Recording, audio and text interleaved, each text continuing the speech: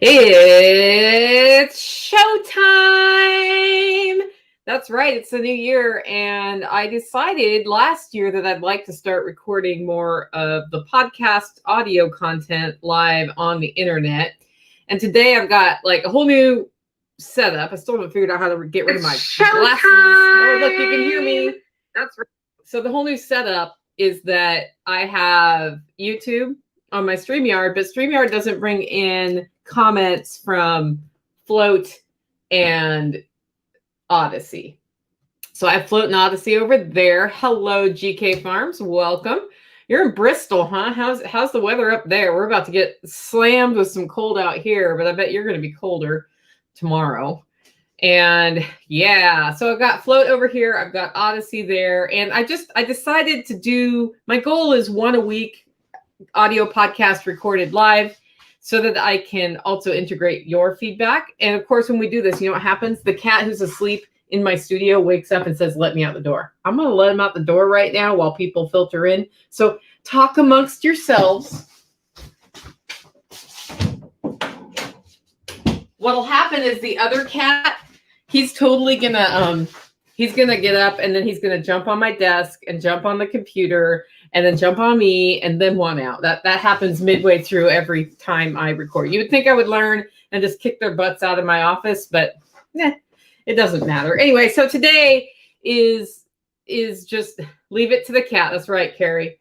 So I'll be monitoring chat on Odyssey and Float. I've had some technical issues with Float. So if you're listening to this on the Float live stream, in the message on my Float profile where I said I was going live today, you will see two other links. One is to Odyssey and one is to the YouTube on this. So if all things fail, then YouTube will happen. Hello, Veronica. Welcome to the feed. And you know, you can jump from one to the other. Today, we're going to be talking about winter homestead projects, and I would love your feedback. If you want me to actually see it with these eyes, which are not getting younger every year that the year gets bigger. If you want me to see it, I do suggest that you put it over there in all caps. It'll make it a lot easier for me to see that. And I will be making space for comments and questions in this. I do have notes put together because we're going to be sharing with you winter projects. So with that, I am going to start into the content, the official content of the live stream. Anyway, I hope everybody survived that first snowstorm. I know a lot of you didn't get any snow at all. I was supposed to do a big project here, and Carrie, who's on the live feed, was going to come out, and he's like, is it going to be dry enough? And I was like, no way. I've still got actual puddles in the middle of my lawn right now, and snow still melting. Hello, 2 3-legged cats. Welcome to the live stream. Okay. Ready to go, guys? Welcome to Living Free in Tennessee, where we talk about building the life you choose on your terms. Today is Wednesday, January 5th, 2022. This is episode 518 of Living Free in Tennessee.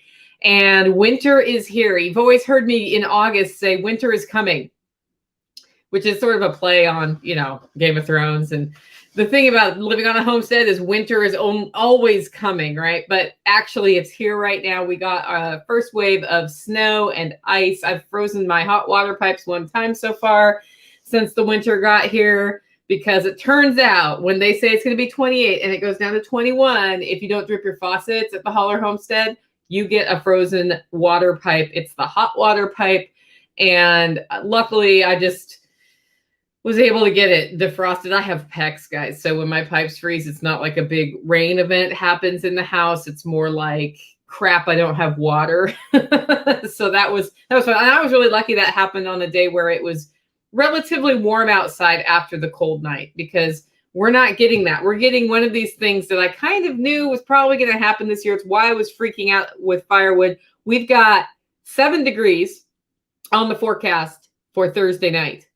7. What that means is 2 degrees here to -5 degrees here. That's about, because I live in a microclimate that is usually colder than everything else, except for when it's warmer. Sometimes we'll get this like puff of warm air and the ridge is really cold. That happened last year when we had all that ice through. I didn't have near the ice everybody else had last year down here, but if you just popped up the hill, everything was coated in ice, power lines were down. So that's kind of the fun thing about the microclimate here. But the not so fun thing about the microclimate here is -5 degrees. So winter is definitely here. But with winter, guess what? Spring is coming. That's right. For once, I get to say spring is coming. And with spring coming, I wanted to talk to you about what we're doing the first week of January on a homestead in Tennessee. And I'm going to be fairly realistic about what this looks like at the Holler Homestead, because a lot of y'all who listen to this are thinking, I want to get some land, I want to live in a homestead. And then you look at how we all are on the homesteads, and we're super happy to live this lifestyle. And that's totally true. Sometimes this lifestyle is hard. Sometimes it's stinky. Sometimes it's muddy. And I don't want to ever hide what it's really like, because the worst thing I could imagine doing if you're going to go into the homestead life is to go in with your eyes not fully open. And then that first time you have to deal with the chicken that's been attacked by the hawk, but's not completely dead, who you named Velma, and there's no way you're going to save her. And you have to make that decision to deal with Velma and do something you may have never done to an animal before. And it's not really feasible to bring Velma to the vet. That happens on the homestead too. And those times are really, really hard. And there are other things that are hard, but I love the lifestyle. I'm not gonna lie. I hate that phrase. I'm not gonna lie. Transparently speaking, which is what I'm trying to say with that sentiment, but the figure of speech is I'm not gonna lie.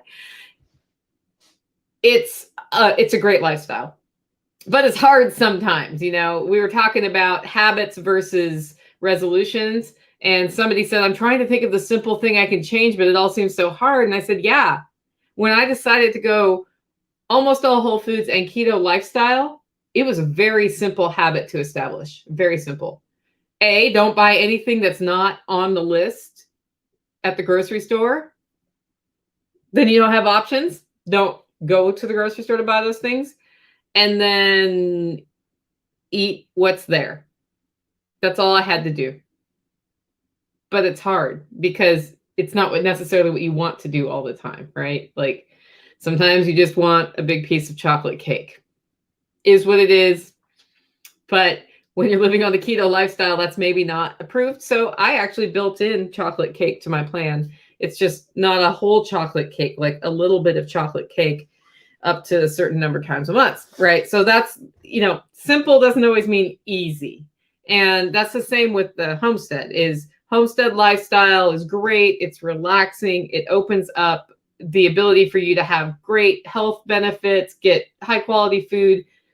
But sometimes it's hard. And this week it's going to be really hard here when it drops to 7 degrees because we're not built for that. Everybody who's listening to this right now, to my north, I know what you're thinking. You are thinking 7 degrees. It gets to -30 here, right? Okay, well, yeah. We're not built for that in Tennessee. We'll talk about that later. Before I jump into that, I wanted to draw your attention to a couple of things. We have pigs. I have an episode about pigs that happened late in the year last year, and I kind of talked about what they've done to their pasture. We're not able to properly rotate them. Well, we are. So we're going to start rotating the pigs better. I started rotating them on my homestead, discovered what they do to the ground, decided I didn't want 3 acres of homestead looking like mud pig dig pit. And so we looked at leasing some land. So now the good news is the pigs can rotate. The bad news is it's going to be like 2 weird weather events, and you don't just move pigs to somewhere totally new where they haven't figured out how they shelter and all of that stuff and then expect that they will stay there and not try to get back to where they're used to feeling safe if there's a weather event. So right now, all the pigs are together. But in the interest of sharing what that experience is like, Billy from Permapastures is kind of trading videos back and forth with us about rotating pigs on forest pasture, because we're doing a forest rotation, not a grass pasture rotation. And then Tactical showing what's happening here, good, bad, muddy, smelly, but also good, because these pigs are going to have a much better couple of months in front of them now with that rotation. We've figured out shelter, we've figured out water, and they're going to love it. They're going to get to root around and eat all those things that pigs like to eat in the woods. It's going to be awesome. So that video series is on YouTube right now, and it will then be syncing to my Odyssey channel. It's a playlist it's called Rotating Pigs, and the link to that's in the show notes. If anybody wants the link to that, I will drop it into the chat here right now on the live feed, and you can check that out at your leisure. But what you'll see is an amalgam of videos made by me, made by Tactical, and made by Billy over at Permapastures. I'm kind of excited about this project. Billy's coming out to do our pig processing workshop later this year. Also, spring workshop is coming. If you haven't heard the first podcast of the year, tickets go on sale January 22nd. They're $500. We collect $150 deposit at the time of registration. It's refundable for 1 week. And then after that, if you decide, dang it, I need to get heart surgery or something, and you need to cancel, just offer it to the group, and you should be able to flip it. It usually flips fast. The closer you get to the event, the harder that is to do, because people have to put aside time. If you want more information on the spring workshop, it's at livingfreeintennessee.com. Then you click on workshop at the very top, and it has the dates and sort of the overview of what's happening. But you get here Wednesday night. Camping is included, or if you hate camping, you can go across the dam and rent one of the condos there. I think they sleep 6 people. So we've got a number of groups who just share those. They're very reasonably priced. And we provide food and beverage and entertainment and training workshops. There'll be a property walk for wild edibles, all sorts of stuff right here at the Holler Homestead.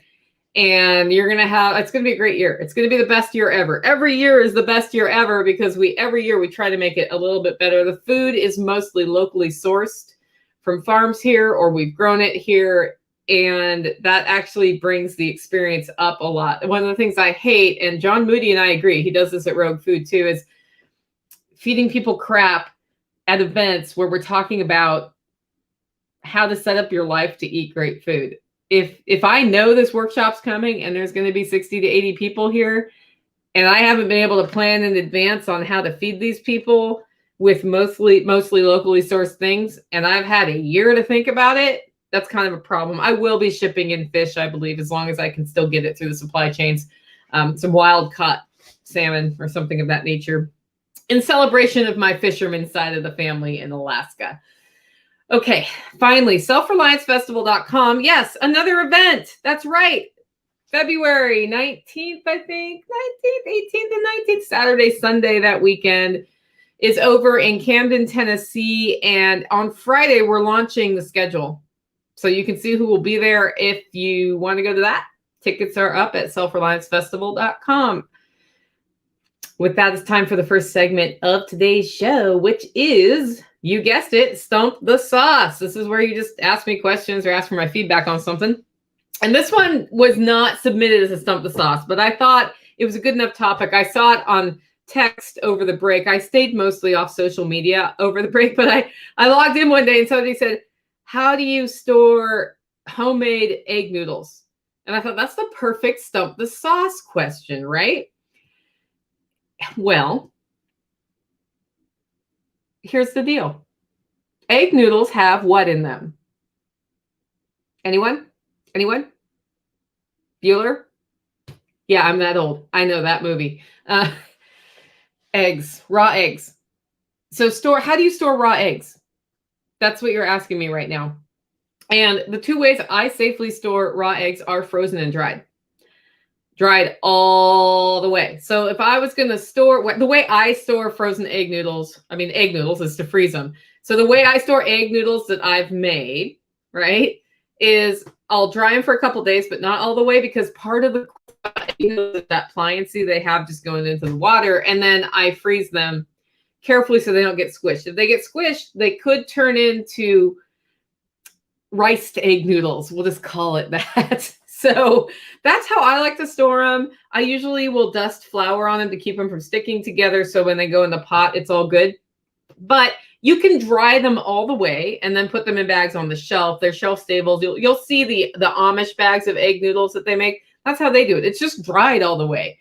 When egg noodles are dried all the way, they break very easily. So either way, whether you're storing them in your shelf all the way dried or partially dried in the freezer, you just want to make sure you store them in a way that they're not getting jostled. A way I like to do it, and I've gone keto, so I'm not doing this anymore.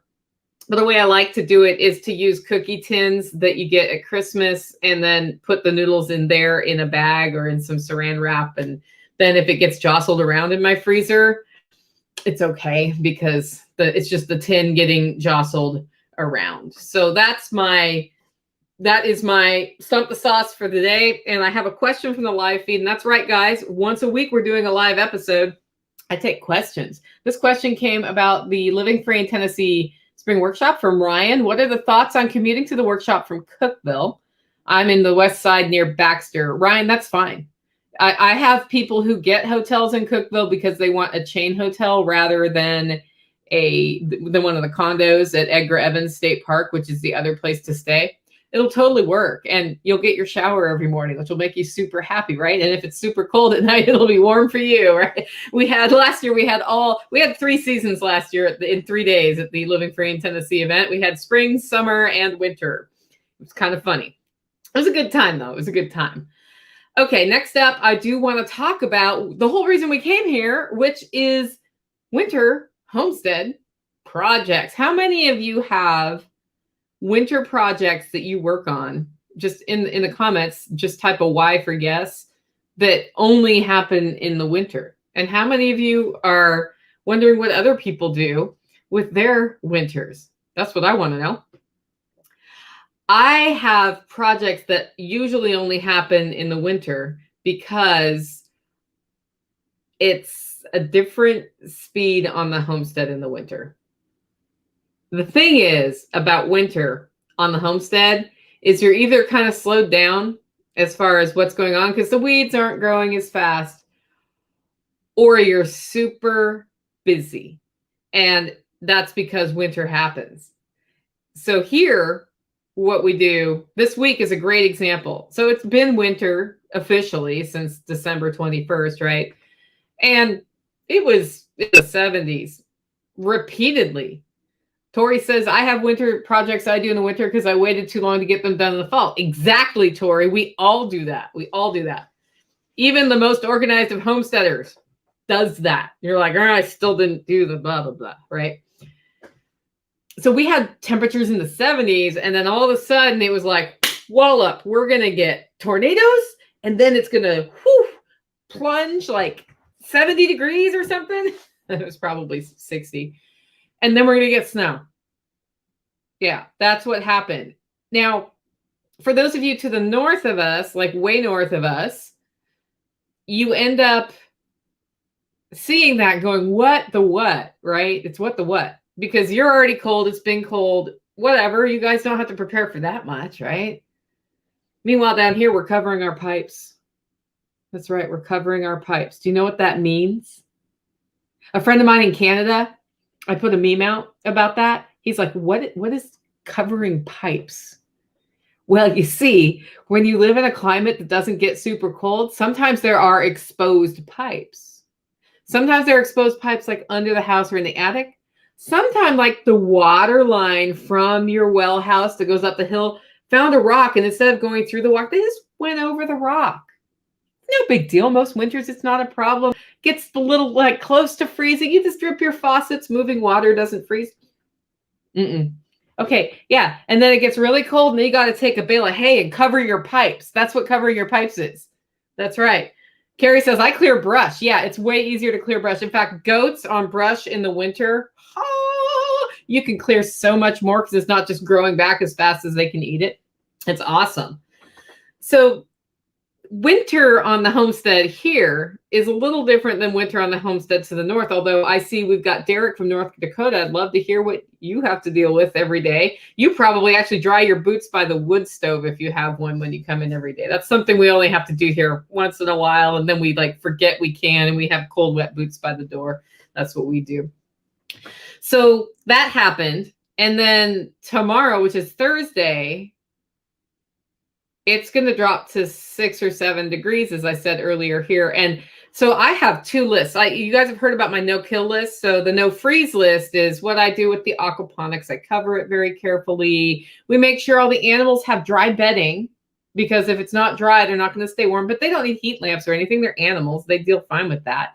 And then we will drip the pipes if we have to. I turn on some heaters around some areas where there's vulnerabilities in the water system being the biggest thing. Go about my business, keep the wood, like have the wood dry and inside, good to go. That's the no freeze list. Then there's the sub-zero list. Remember how I talked to you about covering pipes?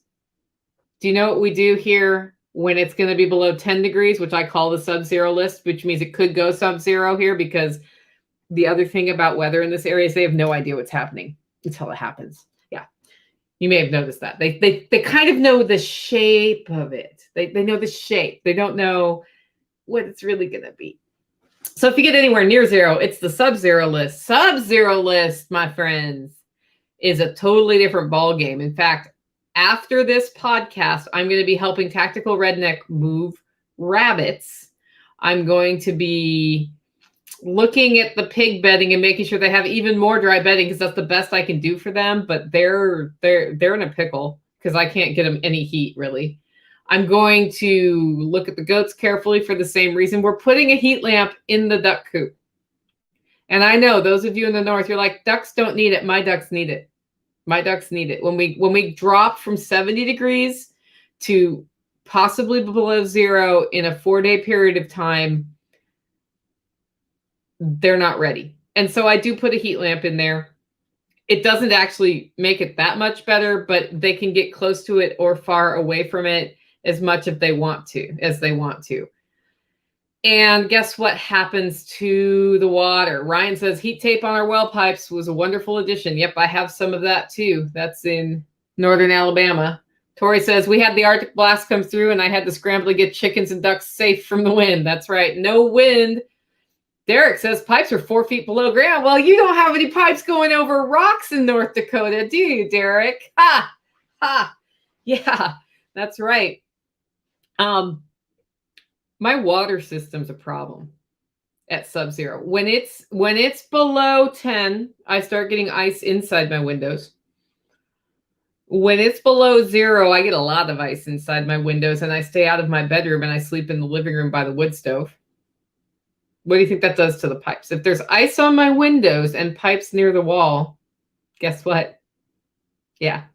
All the heat tape in the world is not going to help me unless I replumb the whole house and run, tape on the outside wall pipes. And I have outside wall pipes. That would require me digging into. I haven't done that. This doesn't happen all the time. No, what I do is I put buckets by the toilet and I drain the water completely. So tomorrow morning or by noon or so, we're going to drain all the water out of here. And that means that we have, I usually fill the bathtub full of water. I have a bucket in there for flushing in case I have to go big. And then we make sure there's enough water for animals and the water is getting drained. I don't know if we're draining the cabin or not. We probably don't have to. So Tactical will probably have water in his house. And then the pump house becomes the primary mission. Do you know what we're doing to the pump house? We're heating the pump house. Do I have a rocket mass heater in there? Yes. Did it fail? Yes. We need to rebuild the rocket mass heater. That's going to be a whole video series in itself. However, until then, what I'm going to be doing is running kerosene heaters in there, because if I run electrical heaters in there, then the stock tank heater that's heating the pig water that's also plugged in on that circuit, no go. And if we blow a breaker, it's going to be in the middle of the night while I'm asleep and I'm not going to notice it, and then my pipes are going to freeze. So yeah, Tori, you are not the only one who gets ice on your windows. I have a really well-insulated house that gets ice on the windows. Is what it is. So the pump house gets the kerosene heater, which we'll be firing up today because we, of course, have not fired it up yet. So hopefully the thing works. If not, I have 4 more of them. So one of them will work. And that's the subarctic thing. And then the animals I'll be paying attention to. I might lose an animal. I will keep all cats and dogs inside. They will turn into little butt heads while they're in here because they will get cabin fever. And I will let them outside. It's really fun to let the dogs out when it's this cold, because they're like, I want to go out. and they get about halfway through the door and they U-turn in the door and they come back in. They can hold it for a long time when it's cold outside. So that's the winter on the homestead reality in Tennessee, and it's totally different than the stuff in the north. I mean, like, people in the Dakotas are laughing at me right now. And the funny thing is, the guy who originally built this house did bury the pipes 4 feet deep because he was from Michigan. But what happened when those systems started failing and other people after him replaced it was, I don't actually have an exposed pipe that goes over a rock. That's Nighthawk next door that has that. But things got closer and closer to the surface because I think we're only supposed, I think 18 is the official line, and a lot of pipes are only about 12 inches underground. So that is what it is. But you didn't come here for that, right? You came here for winter projects. So what do our winter projects look like on the homestead? So in addition to just like, it either heats up or it's low as far as what's needed to do weird winter stuff like covering my pipes. Function stacking. We talk about function stacking, right? Where you have something in your design of your gardens or something else that serves a purpose, and then it serves a second purpose, and then it serves a third purpose. And the more purposes you can get something to serve, the better you are, because it's more efficient with your time. And you don't end up, with a single appliance for everything in your kitchen, for example, which turns into a huge mess. Like I'm reducing that right now. I don't grind flour very much anymore. So I'm getting rid of the flour grinder, and I'm going to get an expensive blender that will grind flour. And I use the blender. And then if I want to grind 1 cup of flour, I can. So things that are multi-purpose that make sense. KitchenAid, by the way, I always thought that would be perfect. Have you ever used their meat grinder? If you grind a lot of meat, that particular function stack, not a good one. Well, I'm growing lettuce this winter because I like fresh greens. So my lettuce grow operation, which is something I'm highlighting on YouTube, by the way, once a week for the next few weeks, I'll be giving a progress video of what the lettuce grow operation looks like, because I maintain it just once a week. And then I'm shooting a video when I do that. And it means that you can see what's really happening. I've got kale, I've got Swiss chard, I've got arugula in my first layer, I've got lettuce in my second layer, and I've got seedlings that are transplanting now, and we're about to surplant the arugula, chard, and all of that because they're getting a little long in the tooth. Well, we talked about function stacking, right? So I've been working on improving this crack key system since I first started it in 2020. It gets a little easier and a little bit better every year. Right now, I'm using bus tubs from Walmart with the corrugated plastic sign with holes drilled in it, and there's more holes than I need, so I put tin foil over it because I don't like wasting stuff, and I just pop the neck cups through the tin foil for where I want the plants, and I can give them a lot of space or a little bit of space depending on how big the plant will get. And I put it on the shelf, and there's lights over it. Lights are on the timer, so that's automated. I check the nutrient level once a week with an EC meter and top it up to 1,100 parts per million. And that's all I got to do. And then I harvest about once a week. We may have to go twice a week on that one layer that's about 6 weeks old now. I had my first cutting at between 3 and 4 weeks, guys. So this is awesome. But function stacking, you know what else I'm set up to do now? Seedlings. That's right. Spring is coming. So one of the big projects that happen here in the winter is we plan the garden. We look at what we need to grow and how many. And then we start from seed the plants we're going to transplant in April and May and June. Oh, yeah. There's a sweet potato with slips on it outside. I got to bring that in tonight before it turns into iced sweet potato slips. Sweet potatoes don't like being cold, by the way. So what that means is that in another week, I'm already starting seedlings. And that lettuce grow system then starts being this hybrid, and I bring a second shelf in, and I have more lights on the second shelf, and I grow more seedlings so that we have peppers and tomatoes, and I want to transplant some Swiss chard in another couple weeks. So I got to start some of that for transplant, not for just harvesting inside. All of those things happen. We end up doubling this. So this will just be like this project that gets bigger and bigger. And then by the spring workshop, LFTN 22, we will end up back to one shelf, and I'll try to have the lettuce grow system still going so you can see it in person if you're here. If not, you'll see the seedling growing system, but you'll see how it works on the property walk. We don't usually let people into the kitchen space for that, but for that one tour, we'll be like, okay, everybody cycle in and come see this, and we'll explain how it all works. So that's the big project, and that's a great project for wintertime because it's all inside.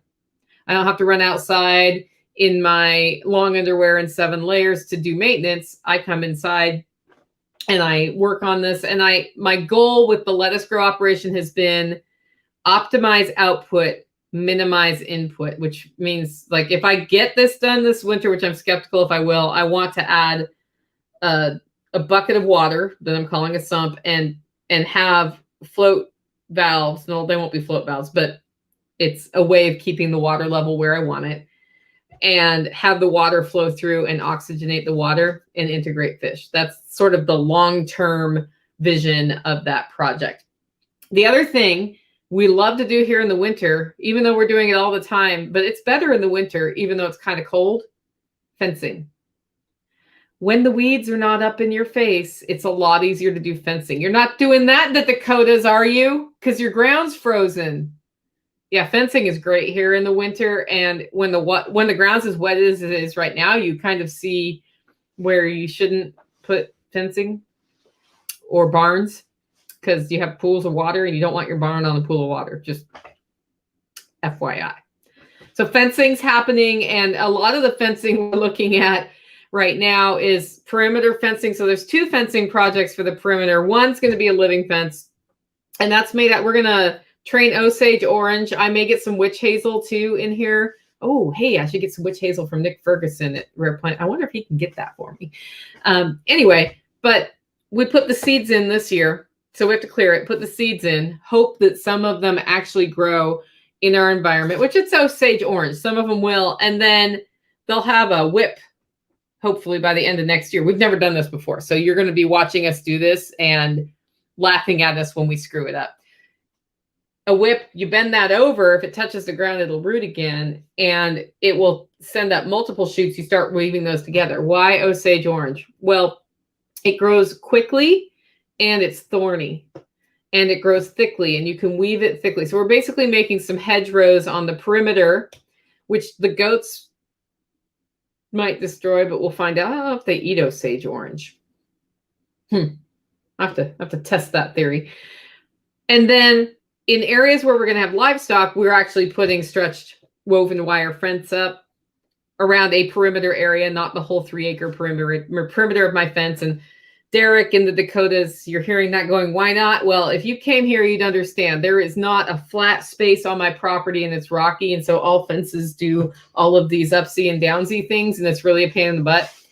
And that means that putting a stretch fence in for any length is a big problem. It's not a problem, but it takes a lot of time, and maintaining it's kind of hard.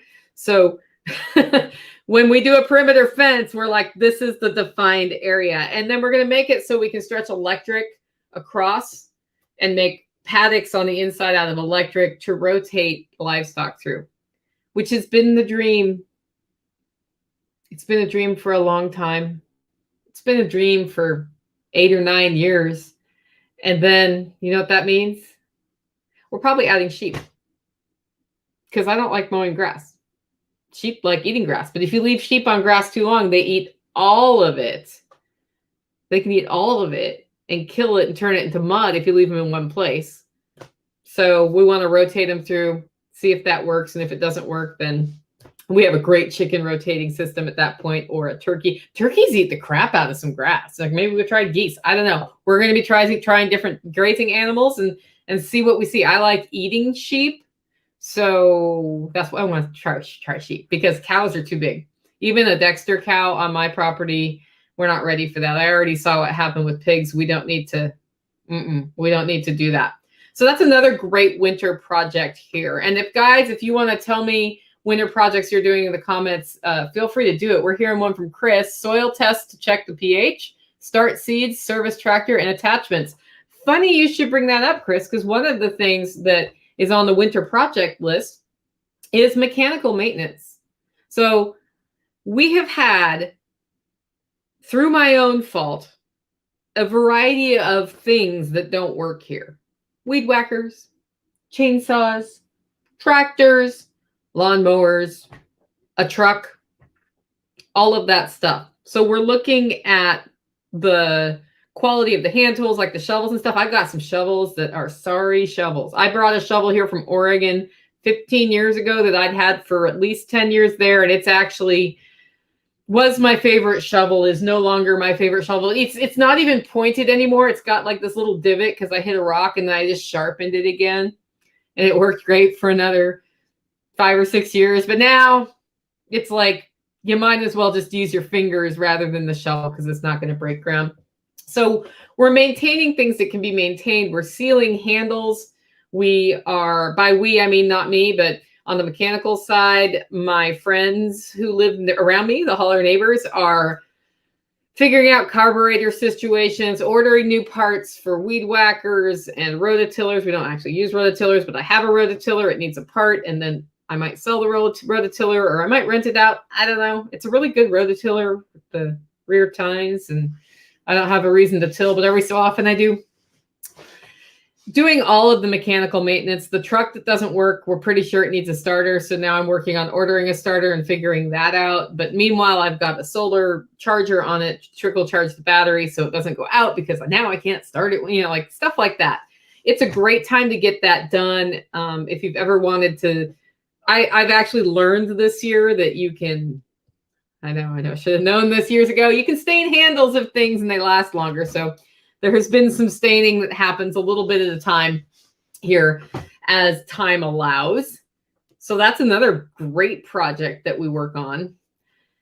Honey locust thorns are huge. Yes, I was walking down the road after the snow and branches were down, and I looked at one and there was, I kid you not, a 3.5-inch long honey locust thorn. Yeah, sticking up, waiting to pop somebody's tire, and Tactical came down and cut that up and out of the way so that, because you see a branch on the road, you just drive over it. No, that would have been like the worst decision on that one. Honey locust can pop tires. That stuff is crazy. The other thing we're doing here in the winter is firewood rotation. There's a whole firewood rotation. Hey, Derek, do you do firewood rotations up there in the Dakotas? So I've got wood far away from the house, and some of it's old and some of it's new, and I like the old stuff because it's more cured. And then I have firewood stacked along the house where it's easy to get to, and then I have wood stacked inside the house. So there's this constant rotation of firewood. So today, again, after this, in advance of sub-zero preparations, right, I'm going to move my daily amount of wood in, and I have 3 days of wood in the house at all times. So it gets a little bit drier. This is not something I ever had to deal with in other parts of the country because it's not super humid there, but it's kind of humid outside. Like it was 90% out there yesterday. 90% humid, even on dry cured firewood, means it would be nice if that firewood dried a little bit inside your house before you put it in the wood stove. So that comes in. So it's been here for a few days before it goes in the wood stove because it works way better in the wood stove when it's had a few days to dry. So that happens. And then I rotate from the oldest pile way far away to near the house. And then I take from near the house to in the house. It's the whole thing we do. It's just like the firewood keeps you warm more than twice here. Once when you harvest it and stack it, once when you're moving it around, and then the third time when you burn it. It's kind of the way it is. Tori's buying AC units because, and indoor swamp coolers. Wow. Swamp coolers don't work here at all. But no central. That's a great time to buy ACs because people are like, I want this thing out of here. Derek stores theirs in the garage after it's split. That's smart. That's smart. Some of us have garages. Some of us don't. Preservation catch-up, a big one we're doing here. So even when you're not busy and it slows down, then you discover all those things you just shoved in the freezer because you couldn't deal with it because it was harvest time. And you know what you do with them? You preserve them. So we canned salsa this fall. Like by fall, I mean in December fall. We have been I freeze-dried my last milk during the storm, so I have to refreeze it again because the power went out and it only went through half a cycle. I've got 2 bushels of smoked chilies that need to go through there. I'm saving that for last because once those are done, like deep clean the whole thing, to get all of the chili residual smell out, change the oil, pull the pump apart, clean the pump. It's going to be a whole thing. So catching up on winter preservation, and that's got to be done fast because the cow's going to be here any week now. I don't actually know when the cow arrives, but I have to fit a whole cow in my freezer. And if it's full of tomatoes and chili peppers and frozen milk, then there's no room for the cow. Of course, if it's 6 degrees outside, that's not really a problem, but it's, probably not going to be 6 degrees next week. We're going back to 50 on Saturday. And then here's a big winter project. Does anybody do this? I do a lot more organizing inside. So I've just gone through another spring and summer and fall. Spring and summer and fall on the homestead are like super busy. You're growing things, keeping things alive, harvesting things, preserving things, planning for next year, all of that. And then we get to now. And I look around and I'm like, that system totally worked and that system totally didn't work. And for the one on the right, it's usually because stuff is in the way. And when stuff is in the way, it's usually because there's nowhere to put it away. When there's nowhere to put it away, do you know what that means? There's stuff in the way of putting it away. When there's stuff in the way of putting it away, usually when you go look at that stuff, you realize that stuff's been there for 5 years and you haven't looked at it. And you need to make some critical decisions about why you have that stuff in the way of putting stuff away that you've had for 5 years. That's one piece. You need to redo the systems. And then here's a big piece. Spring is coming. Do you have enough canning jar lids, canning jars, canning salt, cheese making supplies, gardening supplies, like all of those things we use, minerals for your animals, whatever it is that you use? Do you have enough of that? So I resupply now for what people will be resupplying for in May when they realize, oh crap, I got to can this strawberry jam or whatever. In the last 2 years, what that looks like is you realize you need canning lids, and then you go look for canning lids, and there are no canning lids. I don't know if there are this year canning lids. Last year, my usual bulk supplier didn't have canning lids until April. And they went way up in price. So I buy them by the sleeve, which is anywhere from 150 to 300, depending on the sleeve, which is important because I go through a lot of canning lids and I don't use them twice. And I don't like the Tadler lids. So I looked around and I realized last year I have enough canning lids to get me going, but I'm not going to make it through the system, the entire season. And I was like, oh crap, well, I'll just keep my eyes out. And I made sure I had enough jars and all of the other stuff, resupplied what I could, and then had a list of things to keep an eye out. And in April, when those lids came on, I put a note out on Living Free in Tennessee's MeWe group for anybody who wanted to buy some. I put out an announcement on the podcast, and I bought an entire case of sleeves of wide mouth jars, and I bought a half case of narrow mouth jars because I use those for the jelly jars.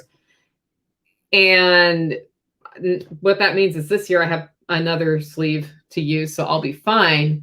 But if you haven't assessed your canning goods, it's a great time to do it in the winter. I mean, I know I'm like, hey, make your garden plans and start your seedlings and make sure you have enough canning lids. You don't necessarily have to have that done by next week, but you want to know what that looks like, right? And that's why the winter projects turn into like a lot of book. I'm looking down because my journal's right here, right? Like this is I need to do this coffee label design, and I need to get canning lid audit, and I need to, make sure we have enough calcium and magnesium to add to plants, because we always end up with that calcium like all of those things are right here in my book.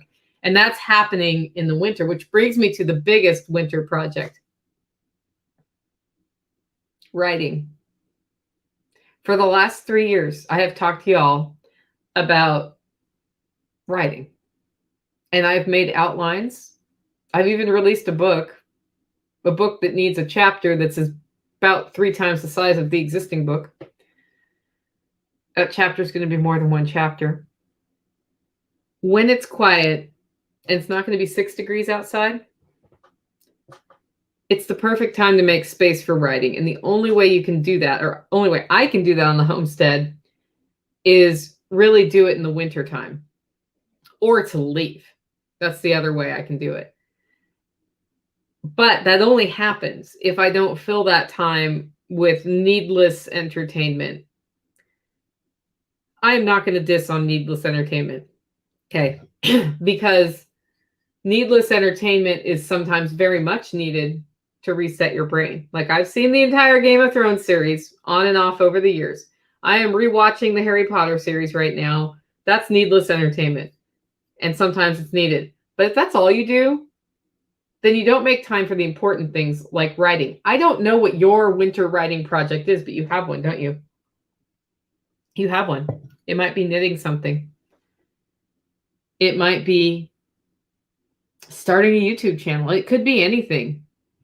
Something that will move your life forward. For me, yes, Tori, getting the My Three Things book done, that'd probably be pretty good for the podcast, huh? It'd be good for y'all who've been like, yeah, I want to read the book, Nicole. I've got the outline. Come on. You can just infer the rest, right? No, I could pay a ghostwriter, but it won't be the same. So writing, that's a big one in the winter.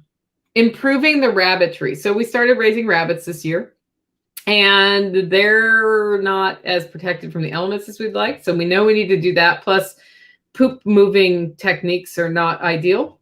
They involve a shovel and the ground. So yeah, that's not function stacking. That's shoveling poop and moving it uphill. Not a good idea. So we're really thinking about that. That's more tacticals list than my list. I know we're actually physically moving the rabbits tonight. So we're going to throw a tarp over them tomorrow night so that they don't get any wind at all and the body heat is preserved. Because, of course, you know what's due today? Baby rabbits, because it's going to be cold. So also, everybody who has sheep who are pregnant, they're giving birth tomorrow night in Tennessee. That's what's happening. And you're going to have to be out there assisting. So make sure you've got plenty of changes of warm clothing that's dry. That's all I'm going to say to that.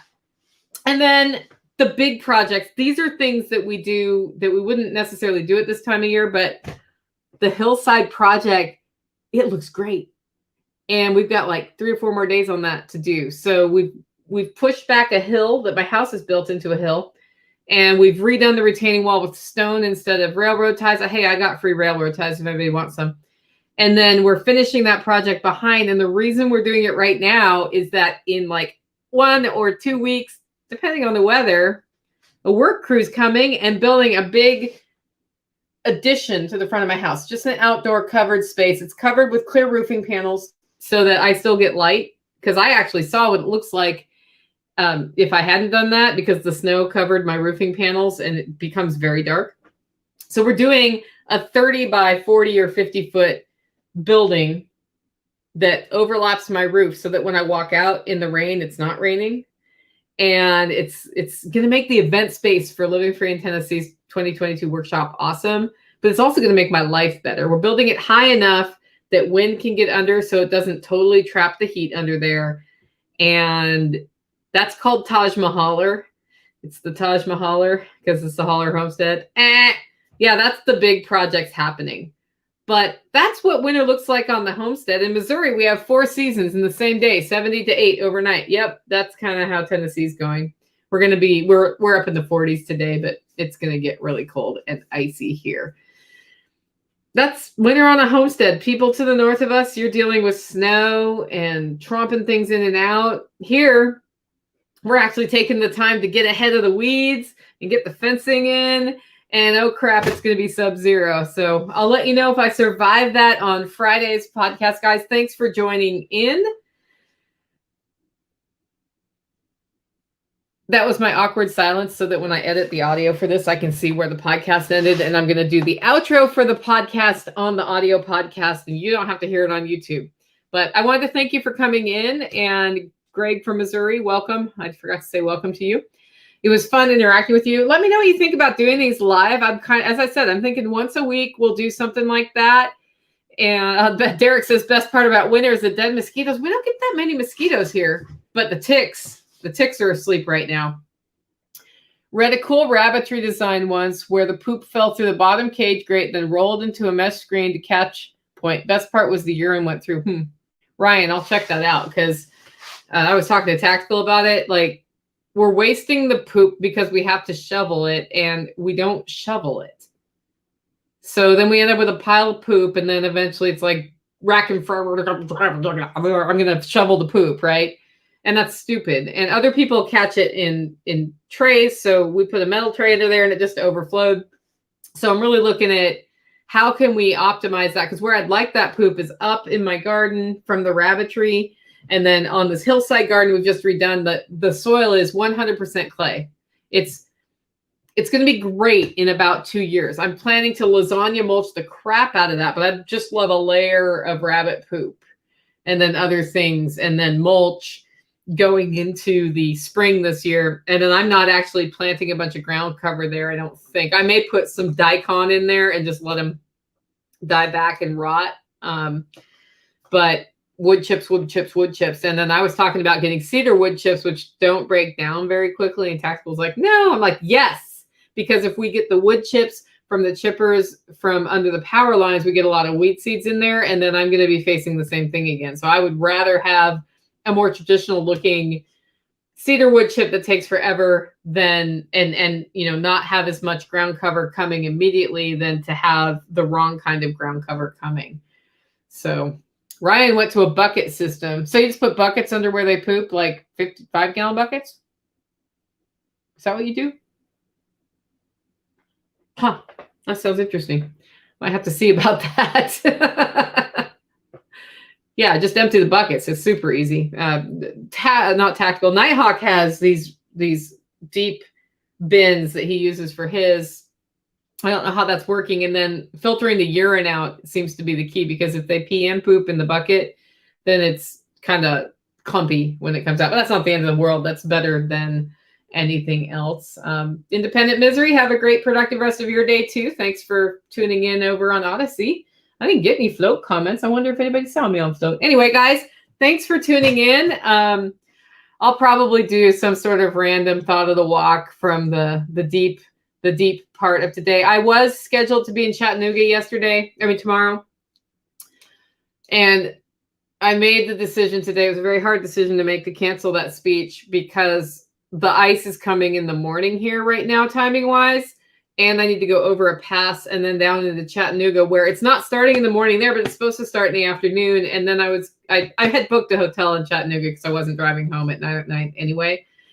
But then I might get stuck there for an extra day, and I could not invest like going there today to avoid the ice, stay the night, then be there all day tomorrow, stay the night, and then maybe also be there Friday, depending on how that goes.